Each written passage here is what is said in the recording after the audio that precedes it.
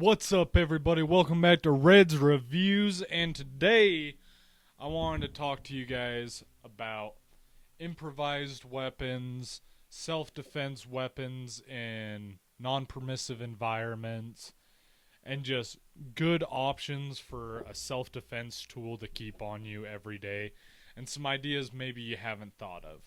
Now, everybody knows you can carry a gun, you can carry a knife. Also great options.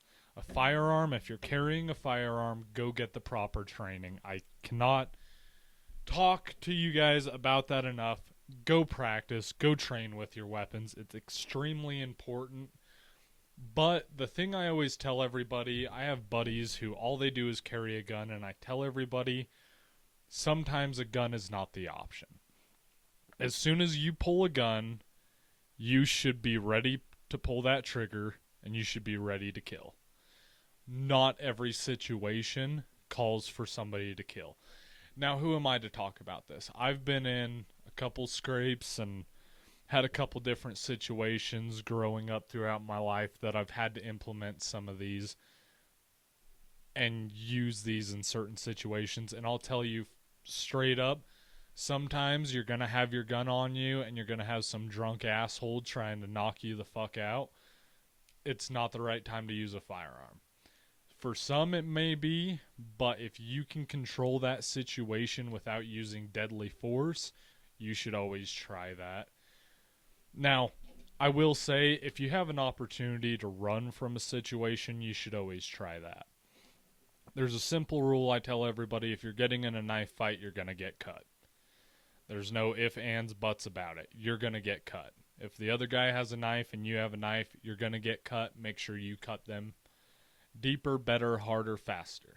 It's just the way it is. Unless you're going to put in a lot of training with a knife is not going to be a one-sided fight. Now, knives, anybody who watches the channel knows I love knives. I'm obsessed with knives. I have millions of knives around me. If you can only carry one knife, I always am going to recommend a fixed blade knife. Now, a fixed blade knife is a knife that doesn't fold like your pocket knife, you know. Now if this is the only option I have in a fight, damn sure I'm going to use it. But this has the opportunity of folding and breaking on you. You don't want that on your fingers. You want a full tang, solid steel blade, and it doesn't have to be much. Anything over 3 inches, you can hit vital organs. And what's nice about this is the Tops MSK survival knife. I've had this thing for years. Love it. The Kydex holds great. You can wear this as a neck knife, like a little necklace. You can wear it on the outside of your shirt. Doesn't look too crazy or too weird. And you can pop it out and get in some use for it. Also great for outdoors and bushcraft use. But what's really nice about this, you can keep it under your shirt and accessible by both hands underneath your shirt to pull out, deploy. It's concealed. It's easy to get to whether you're on the ground or up in a weird position. If you have a knife behind your back or on your right hip, it might be hard to get to with your left hand. Just something to keep an eye of. Something to think of. You always want to carry appendix when you're thinking about a self-defense situation, because you can get it with both hands. You can get it standing up. You can get it if you're laying on the ground protecting yourself. You can still get to your waist. It's one of the best places to carry any weapon. Now, there's also other weapons. Say you're in a non-permissive environment, but you want to stay prepared and ready. Now, this isn't something I'm recommending or endorsing, but if you're in a situation that you know you need to defend yourself, there's a lot of companies like Cold Steel that make these serrated plastic blades with a reinforced tip. You can see that. These things are wicked. Little butterfly knife, easy to stuff in the pants. Don't worry about cutting myself, anything like that. I can hurry and pop it out. And now I have a stabbing tool. These things are great. They're extremely inexpensive, and it's something you can take with you anywhere, have, and use whenever you need to use it. Now, also on that, something that I've been having a lot of fun making are these little D20 G10 spikes with Kydex sheaths. Just a sharpened little piece of G10. I have some longer ones and some shorter ones. This one's made for just going inside my knuckle to start popping people, because I mean, if you're feeling that in the face or in the gut or in the chest or on your bones, you're going to know something's happening and you're going to back the fuck up. This is super easy to conceal, hide. Not a single part of it is metal, so it'll get through a metal detector, and it elevates the force you can bring to the table without being an extremely deadly option, more of an option of get the fuck away from me, get the fuck off of me. And it's always great to have these. You can clip this onto your keychain, onto a necklace, button it inside of a shirt, easily to get to, deploy. If it gets found or confiscated, yeah, they might kind of know what's up, but you can say it's your little Dungeons and Dragons D20 scraper for lottery tickets or some shit, you know. Come up with something.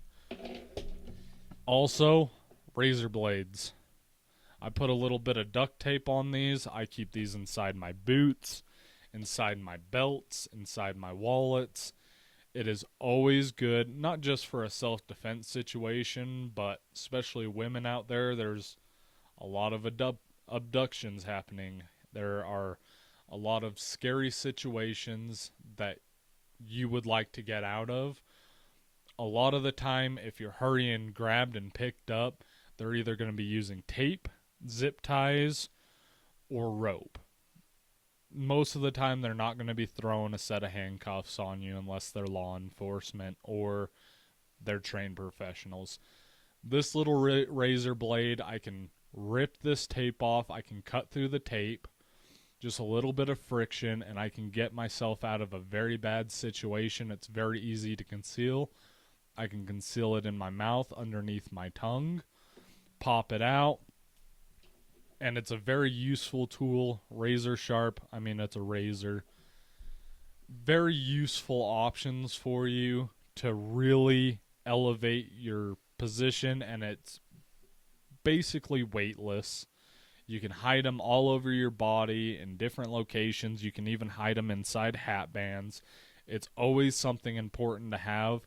And you can put it inside your knuckle in a self-defense situation, and if you pop somebody, it's going to gash them up. Go for above the eyes. There's going to be blood raining down into their head. Head wounds always bleed a bunch, and that's going to stop a fight really quick when a guy's head's gashed open and all he can see is blood and red. Really easy way to get done with a fight. You're probably going to deal with some cops and shit afterwards, but at least you made it out safe. And that guy learned who he fucked with. Also, there's these carbon fiber knives I've been messing around with. I've broken 2 of these already, but these are nice little non-metallic Kydex blades. You can get them pretty damn cheap, and it's just a pokey implement to get the fuck off of me. Always nice to have, especially if you're at something like a swimming pool or something, you know. You can have this down in your pocket.